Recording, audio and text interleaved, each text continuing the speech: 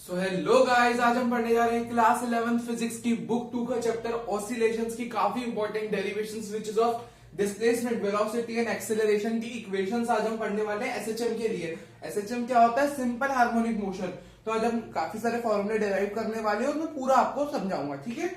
SHM यानी क्या होता है, पहले मतलब बताता हूँ। देखो कोई भी देखो, पीरियोडिक मोशन सबसे पहले क्या होता है? एक ऐसा मोशन जो खुद को एक रेगुलर इंटरवल के बाद रिपीट करता हो। अब पीरियोडिक मोशन किस तरह का, जैसे अर्थ जो रिवॉल्व करती है सन के अराउंड, अब मून जो रिवॉल्व करता है अर्थ के अराउंड, तो ये सारे क्या करते हैं? घूमते हैं। जैसे अर्थ अपने एक चक्कर 365 दिन में कंप्लीट करती है, मून का भी कुछ 27 कुछ दिन में, I am not sure, but हाँ उसका भी एक चक्कर कंप्लीट होता है। तो वो क्या करते हैं? अपने चक्कर को फिर कुछ समय बाद फिर से वो चक्कर लगाते हैं, पूरा कंप्लीट बार बार चक्कर लगाते हैं। तो रिपीट करते हैं अपने मोशन को after regular interval of time, उसको पीरियोडिक मोशन कहते हैं। अब पीरियोडिक मोशन के अंदर ही एक स्पेसिफिक मोशन आता है, मतलब एक स्पेसिफिक कंडीशन के साथ एक मोशन आता है which is oscillatory motion. Oscillatory motion वो होता है जो पीरियोडिक तो होता है बट उसमें एक स्पेसिफिक कंडीशन और एड ऑन हो जाती है which is to and fro motion. जैसे कोई पेंडुलम का मोशन होता है, मैं आपको यहाँ पे साइड में बना के बता देता हूँ। जैसे कोई पेंडुलम है, जैसे ये पेंडुलम मान लो अपनी मीन पोजीशन पे, ये उसकी होती है मीन पोजीशन। जब वो यहाँ पे होता है ये और ये, जब इस ऊपर आएगा फिर नीचे आएगा फिर वापस ऊपर जाएगा, तो यहाँ पे जब वो हाइट पे रहता है वो उसकी एक्सट्रीम पोजीशन होती है और ये मीन पोजीशन। तो वो क्या करता है? पीछे जाता है, ऐसे आता है, ऐसे जाता है, ऐसे आता है। मेरे हाथ को देखिए आप, ऐसा मोशन रहता है उसका। तो कभी पीछे जा रहा है कभी आगे आ रहा है, फिर पीछे ऐसे जा रहा है फिर ऐसे आ रहा है। तो ऐसे आगे पीछे मोशन करता है, उसको टू एंड फ्रो मोशन कहते हैं। और ये इस एक तरह का ऑसिलेशन शो करता है वो, ठीक है। साथ ही साथ स्प्रिंग मैं आपको एग्जांपल बता रहा हूँ ऑसिलेटरी मोशन की, एक ऑसिलेशन शो करता है। मैं आपको और क्या हो सकता है? अब स्प्रिंग ब्लॉक का जो स्प्रिंग का मोशन रहता है, मान लो मेरी वर्टिकल ऐसी स्प्रिंग लगी हुई है, इसको मैंने यहां से खींच दिया, मैंने यहां से फोर्स लगाया, तो इसे मैंने खींचा, छोड़ा, ऊपर नीचे ऊपर नीचे ऊपर नीचे, ऐसी ऐसी होगी वो स्प्रिंग। वो क्या कर रही है? ऊपर नीचे। तो ऐसे जैसे आगे जैसे पेंडुलम ऐसे ऐसे होता है, तो ये ऊपर नीचे हो रही है। ये भी एक तरह का टू एंड फ्रो मोशन है, back and forth, to and fro कुछ भी कह लो। तो ये चीज होनी जरूरी है ऑसिलेशन में। अगर आप कह लो अर्थ का जो चक्कर है वो एक तरह का ऑसिलेशन है, हम कहेंगे नहीं, क्योंकि वो क्या कर रहा है? वो पीरियोडिक तो है बट वो ऑसिलेशन है। इसलिए काफी इंपॉर्टेंट स्टेटमेंट आता है, all oscillations are periodic motion, जो all oscillatory motions are periodic motion but not all periodic motions are oscillatory motion। क्यों? सारे के सारे oscillatory motion periodic होते हैं। क्यों? भले ही भाई ये टू एंड फ्रो तो कर ही रहे हैं बट कुछ फिक्स्ड इंटरवल ऑफ टाइम के बाद, जैसे अगर आप इसको देखो तो ये ऐसे जाएगा, कुछ फिक्स्ड इंटरवल ऑफ टाइम के बाद ये मोशन अपना दोहरा रहा है ना। मतलब इसने एक अपना ऑसिलेशन कंप्लीट करा टी टाइम में, मान लो एक ऑसिलेशन, समझ रहे कैसे कंप्लीट होता है? मान लो मैंने यहां से स्टार्ट किया, तो ये यहां से गया फिर वापस आया, फिर ऐसे गया फिर वापस आया, अपनी पोजीशन पे वापस आने तक का जो मोशन है और तब तक का जो टाइम है वो उसका टाइम पीरियड होता है। तो अब कुछ समय के बाद उसको रिपीट भी करते हैं वो, है ना, ठीक है। तो मतलब जैसे ये नीचे स्प्रिंग नीचे आने में कुछ समय लेती है, कुछ समय ऊपर जाती है। तो ये एक तरह की पीरियोडिक मोशन तो है बट ये क्या मतलब, ये अपने ऑसिलेटरी भी और पीरियोडिक भी। कौन से? ये वाले ऑसिलेटरी मोशन पीरियोडिक मोशन होते हैं, बट जो अपने पीरियोडिक मोशन होते हैं जैसे अर्थ का रिवॉल्व अराउंड सन, वो एक ऑसिलेटरी मोशन नहीं बट वो पीरियोडिक है। बट ऑसिलेटरी क्यों नहीं? Earth to and fro motion थोड़ी करती है, वो तो घूमती है, फिक्स इंटरवल ऑफ टाइम रहता है। मून का जो रिवॉल्यूशन वो सारे पीरियोडिक है बट ऑसिलेटरी नहीं है, बट ये पीरियोडिक भी होते हैं, ठीक है। क्योंकि एसएचएम वगैरह आप कराओ तो ये इसका कुछ फिक्स टाइम पीरियड होता है। अगर इसको एक बार अगर मैं कोई एनर्जी लॉस का कंसिडर नहीं करूं तब ही होता है। नो एनर्जी लॉस का मैं कंसिडर करूं तो सारे के सारे, मैं एनर्जी लॉस की बात नहीं कर रहा हूं, सारे के सारे ऑसिलेटरी मोशन पीरियोडिक होते हैं but all periodic motion are not oscillatory motion for, अगर मैं नो एनर्जी लॉस कहूं, क्योंकि एनर्जी लॉस होगा तो कुछ समय बाद रुक जाएगा, तो ऐसे हम कंसिडर भी करके चलते हैं, ठीक है। तो ये सारी चीजें होती है ऑसिलेशन और पीरियोडिक मोशन की, ठीक है। चलो अब मैं आगे, ये तो चलो मैंने आपको टॉपिक का बता दिया एसएचएम क्या होता है। अब ऑसिलेशन की इक्वेशन होती है, ऑसिलेशन की F is proportional to minus x की पावर n। ये मेरी अपन ऐसी स्प्रिंग में पढ़ी ना, वर्क पावर एनर्जी में पढ़ी है, बट उसमें n नहीं होता था, वो सिर्फ F proportional to minus x होती थी। पर अपने को याद रखनी है ये ऑसिलेशन की एक जनरल इक्वेशन होती है फॉर ऑसिलेशन। ये ऑसिलेशन की एक इक्वेशन होती है जनरल इक्वेशन। और ऑसिलेशन देखो, पीरियोडिक मोशन के अंदर ऑसिलेशन आता है और ऑसिलेटरी मोशन आता है, और ऑसिलेटरी मोशन के अंदर सिंपल हार्मोनिक मोशन आता है। यानी ऑसिलेटरी मोशन की ये इक्वेशन है, इसमें मैं प्रोपोर्शनल हटा दूं तो ये के माइनस के एक्स हो जाएगा, है ना। अब ये के यहाँ पे स्प्रिंग कांस्टेंट नहीं है, ये कि कोई भी कांस्टेंट है। स्प्रिंग कांस्टेंट कब होता? जब मैं सिर्फ स्प्रिंग की बात करता। ये मैंने जनरल मैंने ऑसिलेशन के लिए कही है ना, पूरे सारे तरह के ऑसिलेशन तो इसका भी हो सकता है, इसका स्प्रिंग के अलावा और भी ऑसिलेशन करते हैं जैसे पेंडुलम वगैरह। तो k सिंपल है कांस्टेंट, उसको अपन कोई स्प्रिंग कांस्टेंट नहीं कहेंगे। और जब n की वैल्यू 1, ये क्या यहाँ पे तो चलो अभी भी n है ना, ये अभी भी n है। अब मैंने अगर इस n की वैल्यू 1 रख दी, if n is equal to 1, तब जो टाइप की इक्वेशन बनेगी ये है अपनी सिंपल हार्मोनिक की इक्वेशन, जहां पे फोर्स के तो कांस्टेंट है, force is directly proportional to -x। और ये आप कर भी सकते हो अपन, जैसे स्प्रिंग है ना, तो स्प्रिंग की मीन पोजीशन है, यहां से आपने क्या करा, ये अपनी स्प्रिंग है, यहां से आपने खींच दिया, ये इसकी मीन पोजीशन है, मान लो ये मीन पोजीशन है इसकी। तो अब मैं खींचूंगा तो क्या करती स्प्रिंग, मैंने खींचा तो वो पीछे जाना चाहिए। सपोज स्प्रिंग है मेरे पास, ये ऐसी एक स्प्रिंग है, मैंने उसको यहां से खींचा तो ये मान लो उसकी मीन पोजीशन है, यहां से मैंने पकड़ा स्प्रिंग को, यहां से, ठीक है, इतनी स्प्रिंग मैंने यहां से पकड़ा, ये खींचा, और मैंने जैसे छोड़ूंगा तो वो क्या करेगी, पीछे जाएगी। तो कहां जा रही है, जहां से उसको मैंने खींचा वो अपनी मीन पोजीशन पे हमेशा जाना चाहती है। और डिस्प्लेसमेंट मैंने ऐसे करा, बट स्प्रिंग उसके पीछे जाना चाहिए। अपन कोई स्प्रिंग को खींचते हैं तो छोड़ने के बाद पीछे जाती है वो, है ना, अपने जहां मैंने खींचा उसके अपोजिट डायरेक्शन में जाती है। वहीं अगर ऐसे वर्टिकल स्प्रिंग है, मैंने उसको ऐसे खींचा, छोड़ने के बाद ऐसे ऊपर नीचे होगी, पहले ऊपर जाएगी वो, अपोजिट डायरेक्शन में जाती है। हमेशा फोर्स और डिस्प्लेसमेंट अपोजिट, मतलब क्या होते हैं, मतलब जहां फोर्स हम लगाते हैं उसके अपोजिट डायरेक्शन में डिस्प्लेसमेंट होता है एसएचएम में, इसलिए ये इक्वेशन होती है ना। और वहीं अगर आप पेंडुलम का भी देख लो, तो मैंने अगर मान लो पेंडुलम को ऐसे खींच के मैंने पकड़ा पेंडुलम के बॉब को और यहां तक ले आया, तो पेंडुलम को जैसे मैं छोड़ूंगा तो वो अपनी मीन पोजीशन पे आएगा ना।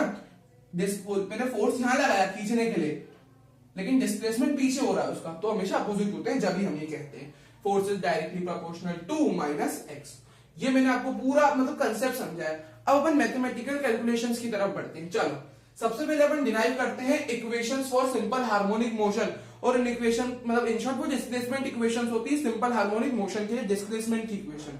अब उसको मैं निकालूंगा सर्कुलर मोशन की मदद से। अब ऐसा क्यों, पहले आप देखना, ये मैंने एक सर्कल बना लिया, थोड़ा बड़ा सा अपन बना लेते हैं, पूरा सब कुछ अपन इससे समझ लेते हैं। अब ऐसा क्यों मैं कर रहा हूं, सर्कुलर मोशन का यूज क्यों कर रहा हूं, ये भी जानना जरूरी है। देखो क्योंकि आपको हो गया एसएचएम एक अलग चीज है, सर्कुलर मोशन, दोनों बहुत अलग चीजें हैं, बट ऐसा नहीं है, दोनों के बीच में एक वो है, एक रिलेशन है, समझ रहे आप, दोनों कहीं ना कहीं कनेक्टेड है एक दूसरे से। अब वो कैसे अपन पता लगाएंगे, देखो कोई पार्टिकल है, पहले मैं आपको उसका बता देता हूं कि ऐसा क्यों है, दोनों कनेक्टेड क्यों है। लेट अस से कोई पार्टिकल है पी, वो पी पार्टिकल इस सर्कल पे सर्कुलर मोशन कर रहा है, तो एट एनी इंस्टेंट जब ये पी पार्टिकल सर्कल के इस हिस्से पे होगा, सर्कल पे यहां होगा, एसएचएम का मतलब समझ गए आप, ऐसा मोशन, ऐसा टू मतलब आगे, फिर ऐसे आगे जा रहा है, फिर पीछे आ रहा है, फिर यहां पीछे जा रहा है, फिर ऐसे आगे आ रहा है, समझ लो। तो ऐसे ऐसे ऐसे ऐसे ऐसे ऐसे जो मोशन होता है, मतलब यहाँ पे अपन वैसा, ये मतलब एक तरह से एसएचएम ही होता है ये वाला भी, ठीक है। तो पी पार्टिकल मान लो एट एनी इंस्टेंट यहाँ पे, तो मुझे इस पे ये वाली जो लाइन है ना, ये वाली जहां पे मैंने मार्कर चला रहा हूँ, इस पे मेरे को फुट ऑफ परपेंडिकुलर गिराना है, तो मैं इस पे ऐसे परपेंडिकुलर गिराऊंगा, है ना, थोड़ा सीधा बना लीजिएगा, ऐसा गिराऊंगा, ठीक है। तो इसको मैं क्यू पॉइंट कह देता हूँ। वैसे ही थोड़ी देर बाद मान लो पी पार्टिकल यहाँ आ गया और उसका परपेंडिकुलर मैंने यहाँ पे गिराया, तो यहाँ पे आ गया। चलो यहाँ पे कुछ देर बाद पी पार्टिकल यहाँ आ गया, तो उसका फुट ऑफ परपेंडिकुलर यहाँ आ गया, थोड़ा सीधा बना लीजिएगा आप, ठीक है ना। फिर थोड़ी देर बाद पी पार्टिकल यहाँ आ गया, है ना, तो यहाँ पे आ गया, मेरा थोड़ा टेढ़ा बन रहा है, हाँ, तो क्यू पॉइंट यहाँ पे आ जाएगा, फिर यहाँ पे आ जाएगा, तो फिर से क्यू पॉइंट यहाँ पे आएगा। तो आप देख रहे हो ये पी पॉइंट है, और सर्कुलर मोशन में किस डायरेक्शन में करा रहा हूं, इस डायरेक्शन में, पार्टिकल पी इस डायरेक्शन में जा रहा है, ऐसा मेरा सर्कुलर मोशन है, ठीक है, ऐसे जा रहा है पार्टिकल पी। तो जब मेरा पार्टिकल पी ऐसे जा रहा है, मेरा हाथों पे आप देखना है ना, मेरा पार्टिकल पी ऐसे जा रहा है, ऐसा, मैं अगर आपको वर्ड में बताऊं तो एंटी क्लॉकवाइज जा रहा है, एंटी क्लॉकवाइज जा रहा है मेरा पार्टिकल पी, कैसा जा रहा है, एंटी क्लॉकवाइज। अब ये एंटी क्लॉकवाइज जा रहा है, तो मेरा जो क्यू है, क्यू भी लेफ्ट, मतलब एंटी क्लॉकवाइज, तो एक तरह से अगर मैं स्ट्रेट ही देखूं, स्ट्रेट लाइन के हिसाब से देखो तो लेफ्ट जाएगा क्यू पॉइंट, है ना, तो क्यू पॉइंट मेरा लेफ्ट जा रहा है, क्यू पहले यहाँ था, फिर यहाँ आया, फिर यहाँ आया, फिर यहाँ आया, लेफ्ट की तरफ आगे चलते हैं। अब अगर मैं अब ये आधा हिस्सा एंटी क्लॉकवाइज हो गया, ये इतना हिस्सा है ना, इतना हिस्सा मेरा एंटी क्लॉकवाइज हो गया, है ना। अब आगे चलते हैं, अब ये यहां से अगर मैं देखूं, पी पार्टिकल मान लो यहाँ पे, तो अब मैं इसकी फुट ऑफ परपेंडिकुलर गिराऊं तो यहाँ पे आएगी, फिर यहाँ पे मैं गिराऊं पी पॉइंट, तो उसकी फुट ऑफ परपेंडिकुलर यहाँ आएगी, मैं पी पॉइंट यहाँ गिराऊं तो उसकी फुट ऑफ परपेंडिकुलर यहाँ आएगी, पी पॉइंट यहाँ, उसकी फुट ऑफ परपेंडिकुलर यहाँ, पी पॉइंट यहाँ, उसकी फुट ऑफ परपेंडिकुलर यहाँ, ये क्यू पॉइंट है ना। अब ये वाले जो है ये क्यू पॉइंट, अब नए क्यू पॉइंट आप देख सकते हो कहां बन गए, यहाँ पे आ गया, ये वाला यहाँ पे आ गया, ये वाला यहाँ आ गया। अब जब मैंने नीचे से करा ना, ऐसे ऐसे करा ऐसे, अभी कहां आ रहे हैं अपने पी पॉइंट, ऐसे आ रहे हैं।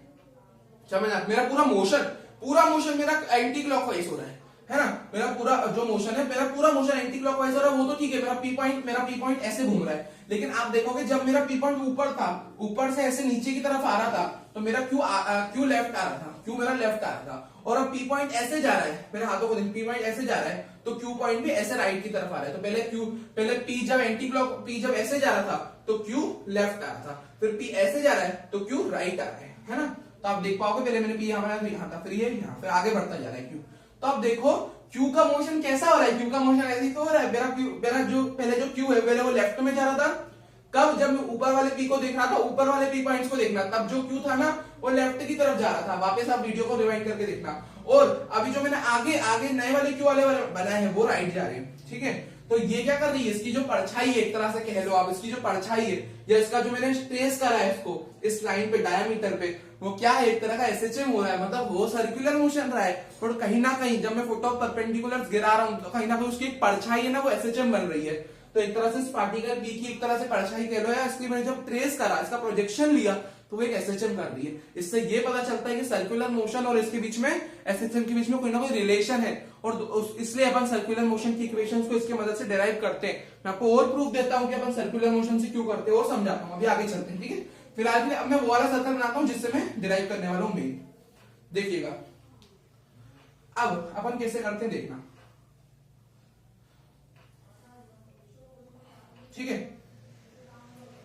अब लेटर से मैं बना लेता हूं पहले। अब अपन ना डेरिवेशन शुरू कर रहे हैं डिस्प्लेसमेंट इक्वेशंस की, ये है ना। अब जो ये ऐसा मैंने बना लिया है, ठीक है। अब मैं यहां पे कैसे करता हूं, ये पॉइंट्स को लिख लेते हैं सबसे पहले। अब आप समझ रहे हैं एम्पलीट्यूड, हाँ एक टर्म आपके लिए जानना जरूरी है, एम्पलीट्यूड। पता है आपको टाइम पीरियड क्या होता है, पूरा एक ऑसिलेशन का टाइम पीरियड होता है, फ्रीक्वेंसी टाइम पीरियड का होता है, वो सारी चीजें है ना आपने पढ़ी होगी चैप्टर में। और एक चीज एम्पलीट्यूड अपने को काफी इंपॉर्टेंट है यहाँ जानना, एम्पलीट्यूड क्या होता है। एम्पलीट्यूड होता है मैक्सिमम डिस्प्लेसमेंट, समझ लेना, मैं कैसे समझाऊं आपको, हाँ देखना, जैसे मैं इसको पेंडुलम से समझते हैं, ठीक है। उसके अब देखो आप एसएचएम पढ़ो ना, तो पेंडुलम से पढ़ सकते हो, मतलब पेंडुलम को दिमाग में रख के पढ़ सकते हो, स्प्रिंग के जो सिस्टम होता है उसको दिमाग में रख के पढ़ सकते हो, ये सारे एसएचएम के एग्जांपल होते हैं, ठीक है। यहाँ पे पेंडुलम का एग्जांपल देना इजी रहेगा।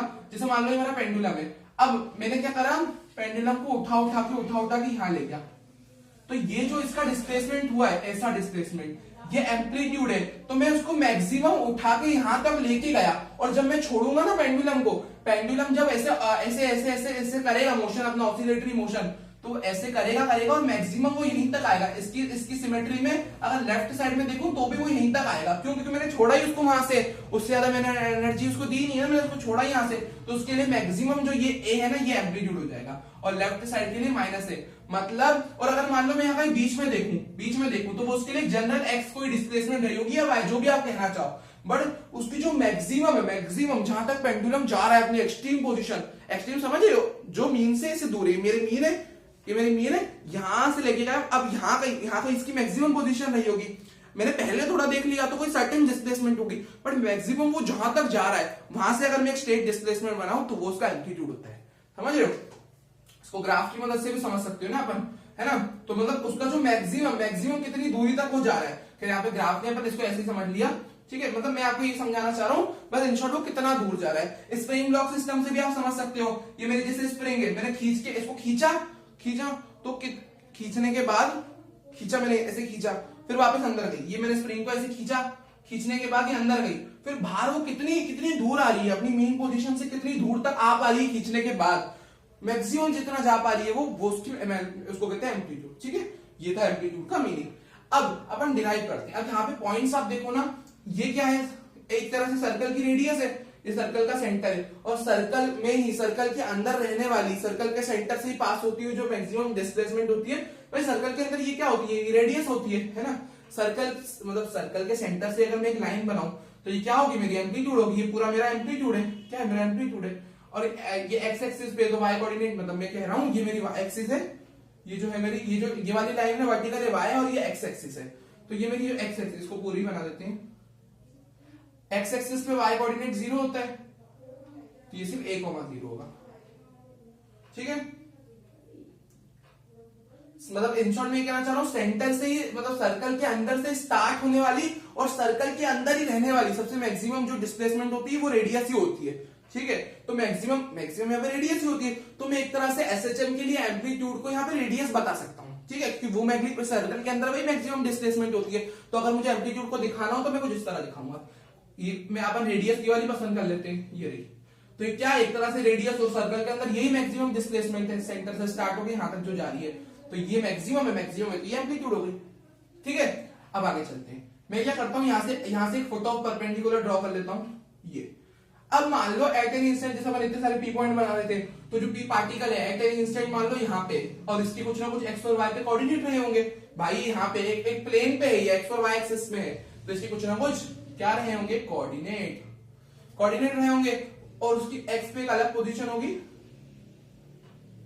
और वाई पे एक अलग पोजीशन। ये आप थोड़ा सीधा बना लीजिएगा प्लीज, थोड़ा मेरे से बन नहीं रहा है ना, आप इसको सीधा बनाएगा, ठीक है। तो एक तरह से इमेजिन कर लीजिए स्टेट वाई एक्सिस है, ठीक है। अब ये एम्पलीट्यूड है, अब इस पे अगर ये एक्स कोऑर्डिनेट है मतलब ये एक्स है, ये वर्टिकल, मैं अगर एक्स से कहूं तो ये इतनी दूरी पे, ये मेरा पार्टिकल कोऑर्डिनेट पे अपन को पॉइंट मार्क करते आते हैं, बहुत बड़ा है बचपन से अपन ने, तो पॉइंट अपन ने मार्क कर दिया, तो ये मेरा एक्स हो जाएगा, ये एक्स की दूरी है। सिमेट्री से देखूं मैं, ओरिजिन से देखूं मतलब, तो ऐसे मैं देखूं तो ये पार्टिकल मेरा यहाँ का ये एक्स से, और वाई से तो वर्टिकल डिस्टेंस मापी जाती है, तो ये मेरा पूरा वाई हो गया, ठीक है। कोई पी पॉइंट को मैंने यहां मान लिया, ठीक है। और ये जैसे मैंने a,0 कहा है, ये -a,0 हो जाएगा, है ना। एम्पलीट्यूड को इधर पॉजिटिव साइड पे प्लस ए लिखते हैं और नेगेटिव में माइनस ए लिखते हैं, ठीक है। यहाँ पे वाई एक्सिस है, वाई एक्सिस पे क्या होगा, x 0 होगा, या नीचे है तो -a होगा, ऊपर है तो +a होगा, समझ गए। आगे चलते हैं। अब ये मेरे चारों कोऑर्डिनेट हो गए। अब आप ध्यान से देखना, अब मैं आपको ये बताना चाह रहा हूं, यहाँ पे अपन क्या इसको कैसे मैं आपको समझा सकता हूं, इसको अपन उससे समझ सकते हैं, हाँ पेंडुलम से समझ सकते हैं, इसको उससे समझाता हूं। देखना ये पॉइंट जो है ना 4, ये कुछ ऐसे देखो, मैं आपको कैसे समझाता हूँ आपको, क्योंकि ना यहाँ पे मैं आपको ये बताना चाह रहा हूँ, क्योंकि आपके दिमाग में ये डाउट ना है कि मैंने सर्कुलर मोशन को क्यों यूज किया यहाँ पे। अगर आप यहाँ पे देखना, तो ये मैं पार्टिकल को मैंने मान लो मीन पोजीशन से ऊपर ले गया, उसको ऑसिलेट करवाना है भाई मेरे को, तो मैंने मीन पोजीशन से यहां तक ले गया, तो मैं यहां तक ले गया, तो मैंने इसकी मैक्सिमम डिस्प्लेसमेंट करा दी ए, फिर ए होने के बाद ये ए हो गया, ये एक तरह से जीरो, ये जीरो पोजीशन है इसकी, मीन पोजीशन है, यहाँ पे जीरो कह सकता हूँ मैं कोऑर्डिनेट के हिसाब से, ये जीरो है ना भाई मीन के लिए, तो मैं जीरो कह सकता हूँ, डिस्प्लेसमेंट जीरो कह सकता हूँ, मीन पे कोई डिस्प्लेसमेंट ही नहीं है। यहाँ पे जो डिस्प्लेसमेंट है वो एम्पलीट्यूड जितनी है इस पॉइंट पे जब रहा होगा, ठीक है, एम्पलीट्यूड जितनी, तो पहले ए जितनी डिस्प्लेसमेंट हुई फिर जीरो हो गई, है ना।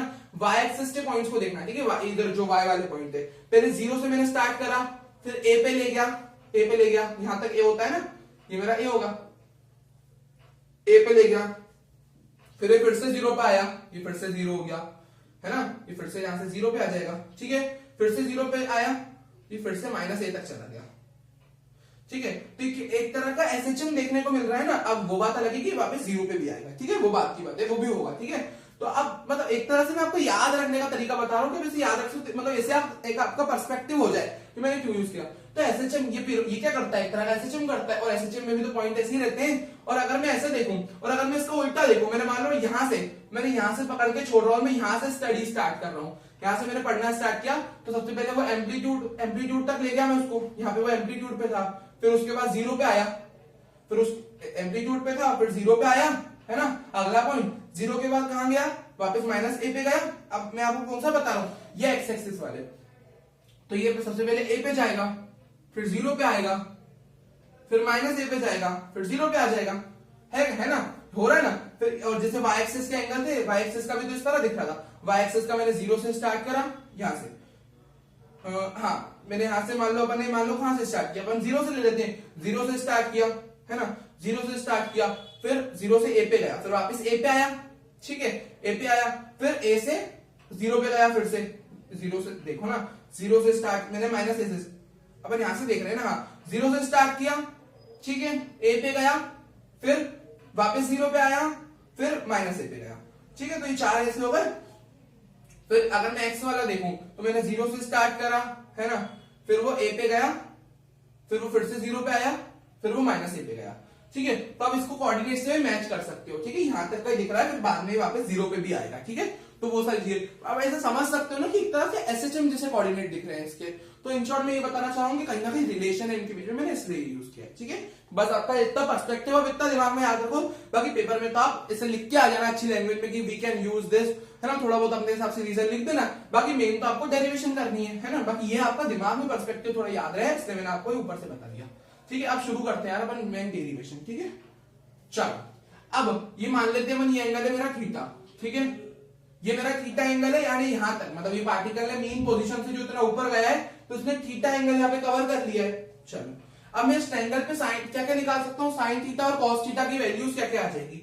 इस ट्रायंगल के अंदर साइन थीटा की अगर मैं वैल्यूज निकालूं, साइन थीटा क्या होता है, perpendicular upon hypotenuse, perpendicular upon hypotenuse. तो थीटा के सामने वाली परपेंडिकुलर यहाँ पे क्या है, y है, और ये 90 के सामने वाली साइड अपनी हाइपोटेनियस है ना, एम्पलीट्यूड। तो साइन थीटा मेरा आ गया y/a। अब मैं a को कहां ले जाता हूं, a sin theta is equal to y। अब y को मैं लिख सकता हूं a sin, अब थीटा की जगह में क्या लिख सकता हूं, देखो थीटा एक तरह से क्या है, अपन ने एंगुलर टर्म्स पढ़ी है, एक एंगुलर डिस्प्लेसमेंट है। ठीक है, और कोई भी डिस्प्लेसमेंट क्या होता है, डिस्प्लेसमेंट क्या होता है, वेलोसिटी इनटू टाइम। तो एंगुलर डिस्प्लेसमेंट क्या होगा, angular velocity into time, a sin omega t। ठीक है, उसको जितना टाइम लगा होगा, है ना। तो a sin थीटा की जगह क्या, थीटा एक तरह की डिस्प्लेसमेंट है, डिस्प्लेसमेंट वेलोसिटी इनटू टाइम होता है, तो मैं थीटा की जगह क्या लिख सकता हूं, a sin थीटा की जगह ओमेगा t। अब ये तो मैंने लिख लिया। अब एक और चीज होती है that is known as phase. Phase क्या होता है, फेज यानी अवस्था, हिंदी में कहते हैं अवस्था।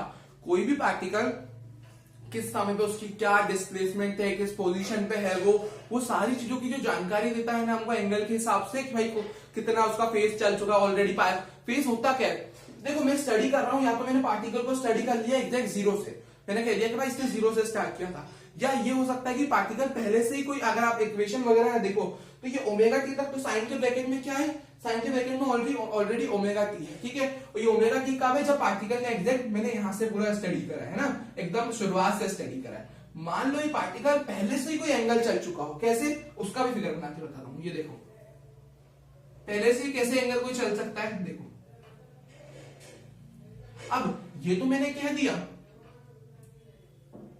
ये पहले से ही अगर मान लो उसने फाई एंगल कोई कवर कर रखा हो, उसके बाद कैसे, उसके बाद कुछ ऐसे, उसके बाद उसने अपना थीटा वाला एंगल किया, तो क्या होगा, मतलब ये मेरा डिपेंड करता है कि मैं कहां से स्टडी कर रहा हूं। यहां तो मैंने कहां से स्टडी करना चालू किया, एकदम शुरुआत से यानी मेरा मीन पोजीशन से मैंने, ये मेरी मीन एक तरह से समझ लो ना, तो मैंने थीटा को एकदम यहां से कैलकुलेट करा। मान लो मेरा पहले से ही वो फाई एंगल चल चुका होता, पहले से जब मैंने स्टडी करना, मैं कह रहा हूं कि ऑलरेडी उसके पास ना कोई एक्स्ट्रा एंगल है उसकी, तो मैं साइन में क्या हो जाएगा, उसके पास कोई एक्स्ट्रा एंगल होगा, तो अब मेरा टोटल एंगल चाहिए, क्योंकि मैंने क्या लिया है, ऐसे इसको जोड़ू, मैंने पूरा जैसे y लिया था, ये पूरा x लिया था, मतलब इन शॉर्ट में पूरा एंगल लूंगा ना, मैंने ये वाला ट्रायंगल को कंसीडर किया है अभी, तो यहाँ पे पहले से थीटा था, अभी पूरा थीटा प्लस फाई हो जाएगा ना, पूरा थीटा प्लस फाई हो जाएगा, क्योंकि ये ट्रायंगल कंसीडर किया है, तो एंगल पूरा लूंगा मैं, क्योंकि मैंने पूरा y लिया था, ये x लिया था, तो भाई पूरा ट्रायंगल यूज किया, तो मैं पूरा एंगल लूंगा ना।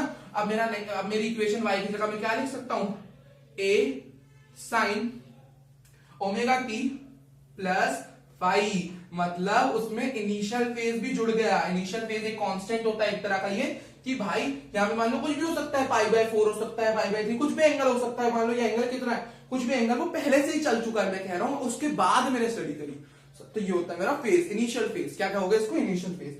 तो ये मेरी डिस्प्लेसमेंट इक्वेशन आ गई।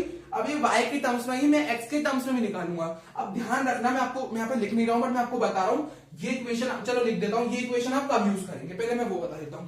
ये समझ गए इनिशियल फेज का। अब ये वाली इक्वेशन आप कब यूज करोगे, when at t is equal to 0 the particle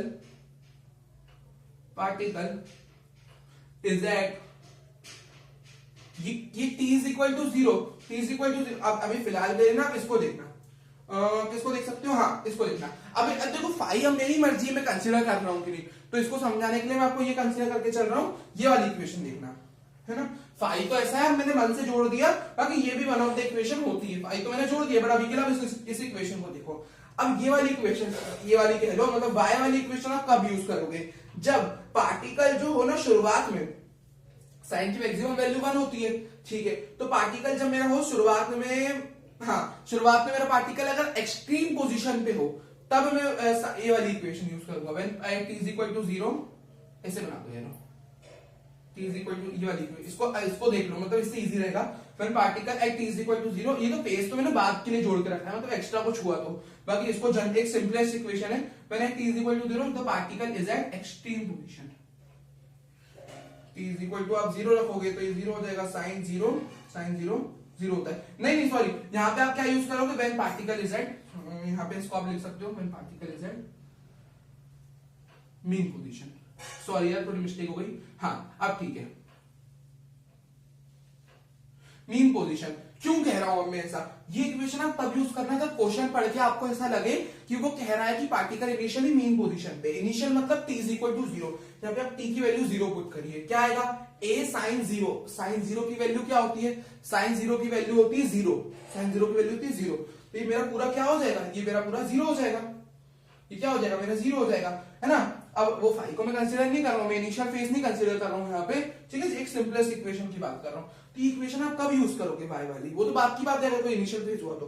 बाकी अभी आप देखो, अगर मेरा पार्टिकल इनिशियली, भाई अगर मैं कह रहा हूं ये वाली इक्वेशन में कब यूज करूंगा, जब पार्टिकल इनिशियल मीन पोजीशन पे हो, तो ये उस कंडीशन को सेटिस्फाई भी करना चाहिए। अगर आप t इज इक्वल टू 0 आप रखोगे ना, तो ये हो जाएगा a, मतलब t is equal to 0, 0 into omega 0, तो साइन के ब्रैकेट में 0 आ जाएगा, साइन का एंगल 0, साइन 0 क्या होता है, 0 होता है, यानी मेरा पूरा 0 हो जाएगा और मेरी पूरी की पूरी डिस्प्लेसमेंट 0 हो जाएगी। मतलब ये उस चीज को सेटिस्फाई भी कर रहा है कि मैं वो वाली इक्वेशन हूं कि जब para particle initial mean position पे हो, मीन पोजीशन की डिस्प्लेसमेंट 0 होती है। जब ही आप इसको सही में अगर आप t की जगह 0 पुट भी करोगे तो वेरीफाई हो जाएगा कि ये 0 दे रहा है आंसर, मतलब कहीं ना कहीं ये मीन के लिए इक्वेशन है कि इनिशियल वो मीन पे था, अगर क्वेश्चन में वर्ड दिख जाए तो ये 0 हो रहा है, तो भाई ये इक्वेशन उसको सेटिस्फाई करती है। अगली इक्वेशन ये आप इतना नोट कर लीजिए, ठीक है। आगे चलते हैं, मैं ये सब मिटा देता हूं।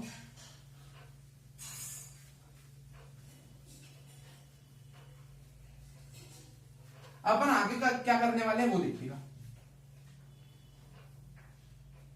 ठीक है।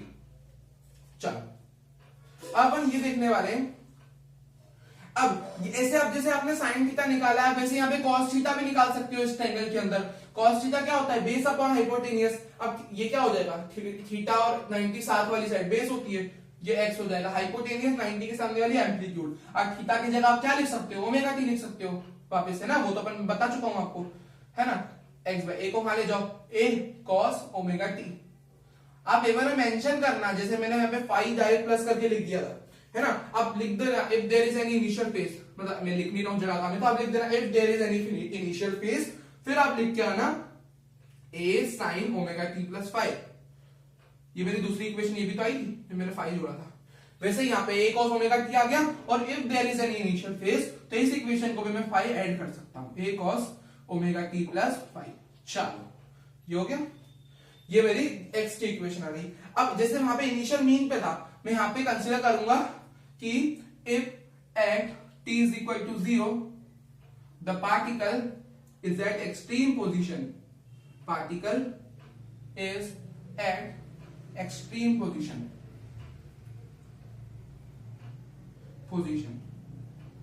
पार्टिकल जब t इज इक्वल टू 0 पे एक्सट्रीम पोजीशन पे होगा, तो t is equal to 0 put करने पे इसका डिस्प्लेसमेंट मैक्सिमम आना चाहिए। और व्हाट इज मैक्सिमम एम्पलीट्यूड और what is maximum displacement, it's equal to amplitude, ठीक है। पुट करो यहाँ पे, अगर आप t की जगह 0 पुट करोगे तो क्या हो जाएगा, 0 इंटू ओमेगा 0 हो जाएगा, तो a cos 0, a multiply cos 0 is 1, तो a मल्टीप्लाई 1 a, तो a आ जाएगा, और x बराबर a, मतलब डिस्प्लेसमेंट बराबर a, यानी मैक्सिमम डिस्प्लेसमेंट, क्योंकि एम्पलीट्यूड ही मैक्सिमम डिस्प्लेसमेंट होती है, और मेरी x डिस्प्लेसमेंट उसके बराबर आ रही है, मतलब इन शॉर्ट मैक्सिमम डिस्प्लेसमेंट को ही सेटिस्फाई कर रहा है। मतलब इनिशियल क्वेश्चन में कहा पार्टिकल एक्सट्रीम पोजीशन पे है, इनिशियल कंडीशन ऐसा कुछ आपको लगे, अब आप क्वेश्चन प्रैक्टिस करिएगा, आप काफी क्वेश्चन प्रैक्टिस करना, तो वो कहीं ना कहीं ऐसा लगेगा, ठीक है, आप समझ पाएंगे और किस तरह इक्वेशंस को यूज करना है। बाकी मेरा तो काम आपको ये है कि मैं आपको ये बता रहा हूँ कि दो तरीके से आप इससे इक्वेशन निकाल सकते हो।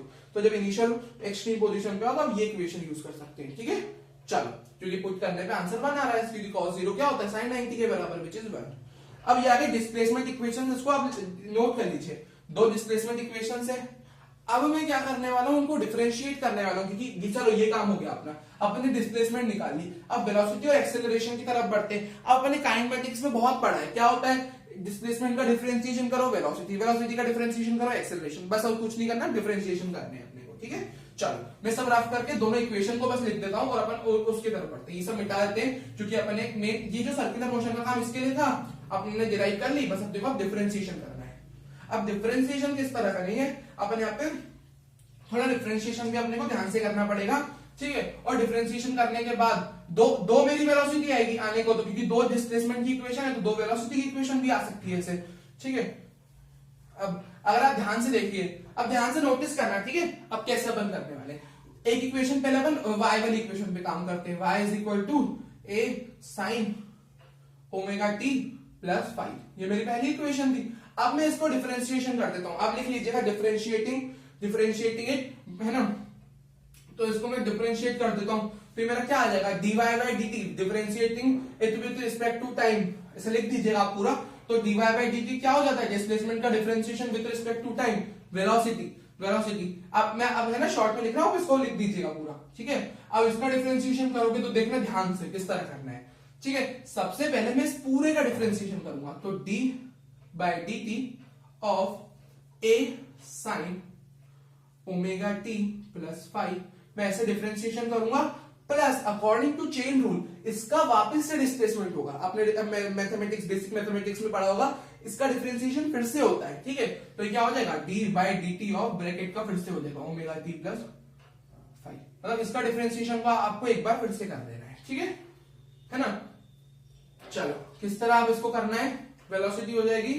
अब आप यहाँ पे क्या करोगे, ए तो अपना एम्पलीट्यूड है भाई, एक अपन कोई भी चीज का एम्पलीट्यूड कांस्टेंट रहता है भाई, जितना मैंने उसको मान लो क्या है अपना, वो है अपना पेंडुलम है, तो मैंने उसको जितना दिया उतना ही वो एम्पलीट्यूड ऊपर जाएगा हर बार, है ना। नो एनर्जी लॉस अगर मैं कंसीडर करूं तो उतना ही जाएगा ऊपर, एम्पलीट्यूड मेरा कांस्टेंट रहता है, ए बाहर आ जाएगा, है ना। तो जितना भाई मैंने बताया ना, जितना मैं उसको कर रहा हूँ खींच रहा हूँ उतना ही बार बार आएगा, उतनी दूरी तक आएगा जितना मैंने पेंडुलम को इनिशियल यहां तक खींचा, तो जब वो नीचे जाएगा और वापस ऊपर आएगा तो वहीं तक आएगा बस, है ना, क्योंकि उतना ही मैंने उसको उतना ही मैंने वहां तक लेके गया था उसको। तो ए मेरा बाहर आ जाएगा, अब डिफरेंशिएशन होगा यहाँ पे, ए मेरा बाहर आ गया, तो अब किसका, ये तो बाहर आ गया, यानी sign omega t plus five का डिफरेंशिएशन होगा। और जो अपना साइन का डिफरेंशिएशन होता है वो क्या होता है, वो होता है कॉस, साइन का डिफरेंशिएशन कॉस होता है, तो हो जाएगा A cos omega t plus five.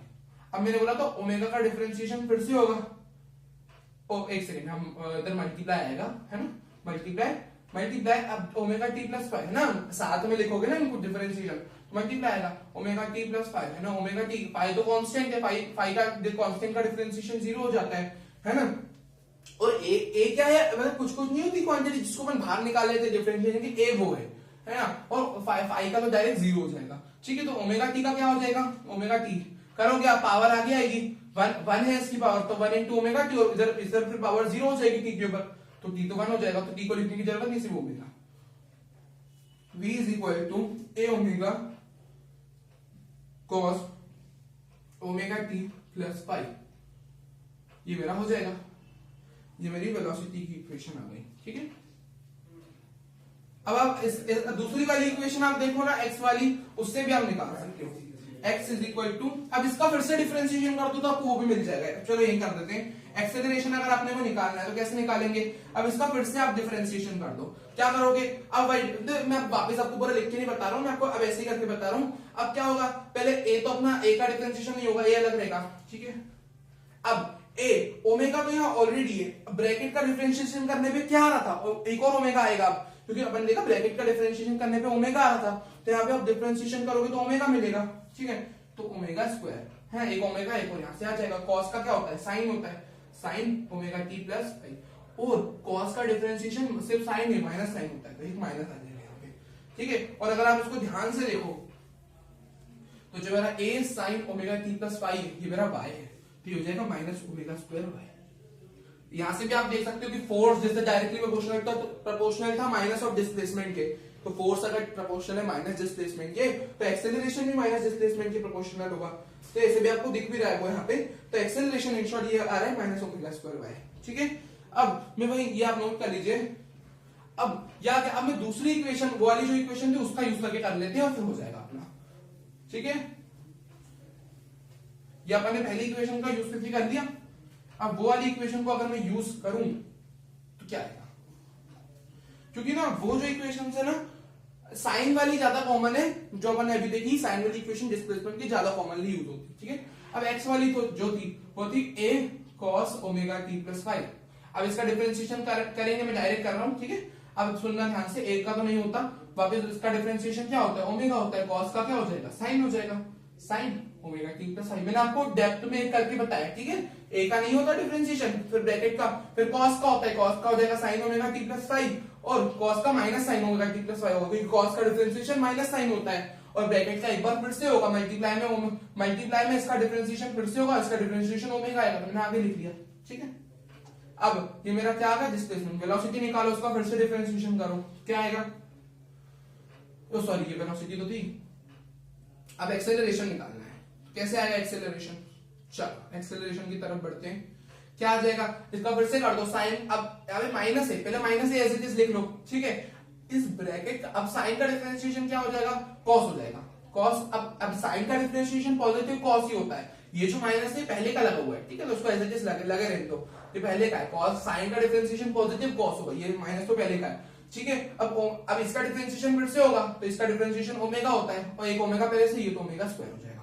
अब इसको अगर आप देखो तो omega square as it is minus का a cos omega t plus 5 अपनी x होता है ना, तो ये आ जाएगा, ये अपनी एक्सेलरेशन की इक्वेशंस आ गई, इसको भी आप देख लीजिए, सेम है वैसे ही है ना, x की जगह बस y की जगह x है।